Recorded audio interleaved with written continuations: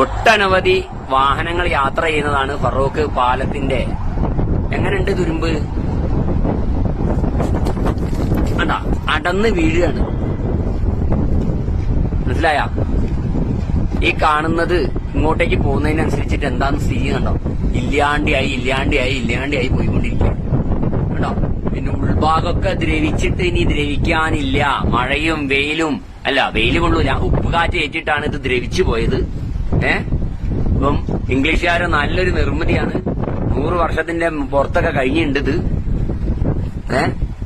അടിഭാഗമൊക്കെ ദ്രവിച്ചു കിടക്കുകയാണ്. അധികാരികളെ ഇത് എത്രയും പെട്ടെന്ന് വന്നൊന്ന് കണ്ടീഷൻ ആക്കണം. നാട്ടുകാരുടെ ജീവൻ വെച്ച് കളിക്കരുത്. കക്ഷി രാഷ്ട്രീയം മറന്ന്, ജാതി മതം മറന്ന് നമ്മൾ ഒരുമിച്ച് നിന്നിട്ടില്ലെങ്കിൽ നമുക്ക് ഇവിടെ ഒന്നും ഉണ്ടാവില്ല. ഇക്കോലത്ത് പോയാല് ഇതുണ്ടോ, ഒരു നെട്ടാണ് ഈ കാണുന്നത് ദ്രവിച്ചിട്ട്. ഇതാ തുരുമ്പിടിച്ചെടുക്കാം കേട്ടോ. ഞാൻ കളവ് പറയില്ലല്ലോ, നിങ്ങൾക്ക് കാണില്ലേ? മൊത്തം ദ്രവിച്ചെടുക്കാണ്. ഇതാ അടിഭാഗമൊക്കെ ഓട്ടയാണ്. കണ്ടോ, എന്റെ കൈ ഇപ്പുറത്തുകൂടെ വരും. ഒരു ഭീമ ഓട്ടയാവണമെന്നുണ്ടെങ്കിൽ അപ്പൊ എത്രത്തോളം ബലക്ഷയത്തിലാണ്. തകർന്ന് വീഴുന്നതിന് മുൻപ്, ആളുകൾ മരണപ്പെടുന്നതിന് മുൻപ് ഇതൊക്കെ വന്നൊന്ന് ക്ലിയർ ചെയ്യണം. അതാ പോകുന്ന ട്രെയിന്.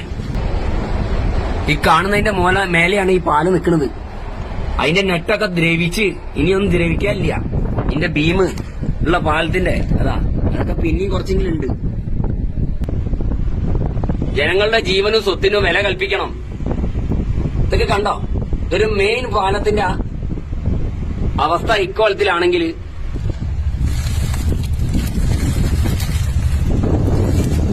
തുരുമ്പിടിച്ചിട്ട് എന്താന്നുള്ളത് ആ റിബേറ്റൊക്കെ പോയി. കണ്ടോ, ദൈവമേ, എന്തായിരിക്കും ഇനി അവസ്ഥ?